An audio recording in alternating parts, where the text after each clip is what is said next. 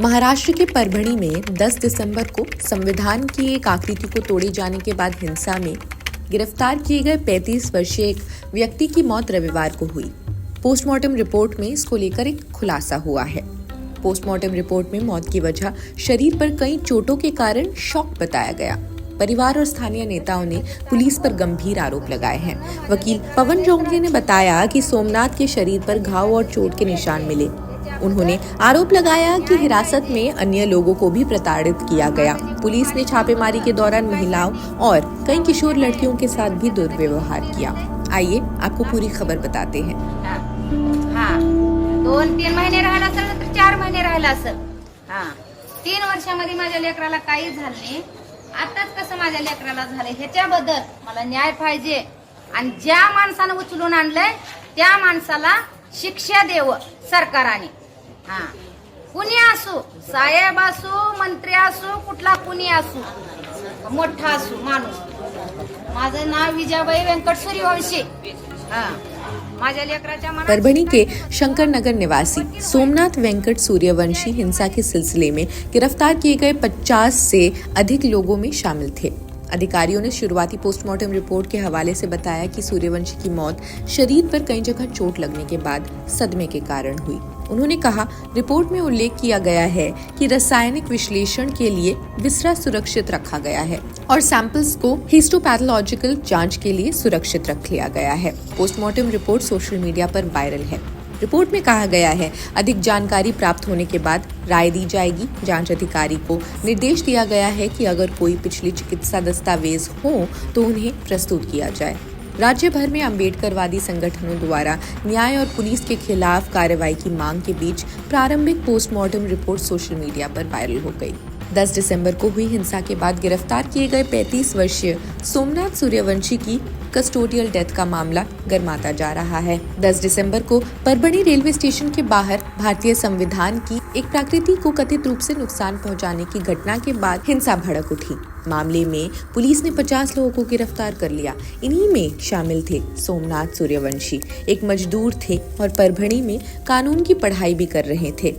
सोमनाथ को 12 दिसंबर को गिरफ्तार किया गया और 14 दिसंबर को उन्हें सजा हो गई। इसके बाद उन्हें सीने में दर्द की शिकायत हुई। पुलिस के मुताबिक इलाज के लिए अस्पताल ले जाते समय उनकी मौत हो गई, लेकिन पोस्टमार्टम रिपोर्ट ने परिवार के आरोपों को बल दिया है। रिपोर्ट में कहा गया है कि सोमनाथ की मौत शरीर पर कई चोटों की वजह से हुई। सोमनाथ सूर्यवंशी के परिवार का कहना है कि उन्हें पुलिस हिरासत में प्रताड़ित किया गया। इस घटना पर एनसीपी नेता जितेंद्र आव्हाड ने कहा, परभणी में अम्बेडकरी आंदोलक सोमनाथ का पुलिस ने बलि किया है। कस्टोडियल हिरासत में किसी की मौत एक गंभीर सवाल खड़ा करती है। पोस्टमार्टम रिपोर्ट के अनुसार सोमनाथ की मौत का अंतिम कारण अब भी स्पष्ट नहीं है। हालांकि रिपोर्ट में शरीर पर चोटों की पुष्टि हो गई है।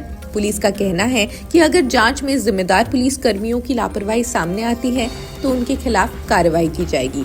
सोमनाथ का शव जब परभणी पहुंचा तो लोगों का आक्रोश फूट पड़ा। बड़ी संख्या में लोग उनके अंतिम दर्शन के लिए इकट्ठा हुए और न्याय की मांग की। अब सवाल ये है कि क्या सोमनाथ की मौत पुलिस की बर्बरता का नतीजा थी? क्या दोषियों को सजा मिलेगा या मामला दबा ही दिया जाएगा? परभणी हिंसा के बाद हुई इस घटना ने पुलिस हिरासत में मौतों को लेकर फिर सवाल खड़े कर दिए हैं। कहीं न कहीं ये हमें एक बार फिर से बदलापुर जैसे केसेस की भी याद दिलाता है। परभणी के बाद हुई इस घटना ने पुलिस हिरासत में मौतों को लेकर फिर सवाल खड़े कर दिए हैं। न्यायिक जांच हो रही है, लेकिन परिवार को सिर्फ एक ही सवाल का जवाब चाहिए, सोमनाथ की मौत का असली जिम्मेदार कौन है? क्या इस घटना से कोई सबक लिया जा सकता है या फिर एक परिवार न्याय की तलाश में ही भटकता रहेगा?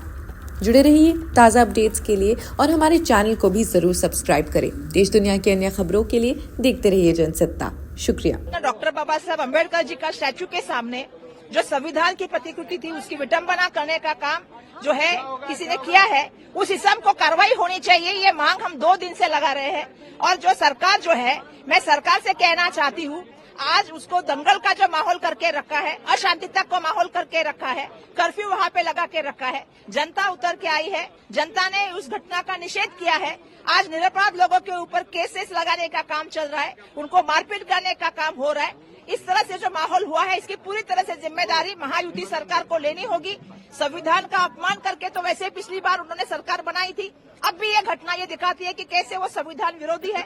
और दुर्भाग्यवश 2 दिन पहले हमने कहा था कि आपको शांतता प्रस्थापित करनी चाहिए, आपको सद्भावना रखनी चाहिए, लेकिन दुर्भाग्यवश वो कुछ भी नहीं हुआ है। आज परभणी में बहुत बड़े पैमाने पे माहौल जो है वो दंगल जैसा माहौल हुआ है, अशांतता का माहौल है और लोगों में कहीं ना कहीं इस बात का डर है कि हमारे ऊपर केसेस होगा। तो निरपराध लोगों के ऊपर जो केसेस करने का काम चल रहा है वो त्वरित बंद करना चाहिए। जिसने इस घटना में जो क्या है विडंबना, उसके ऊपर कड़क कार्रवाई करनी चाहिए। ये हमारे शासन से हम निंदा कर रहे इस चीज की जो परभणी में हुई।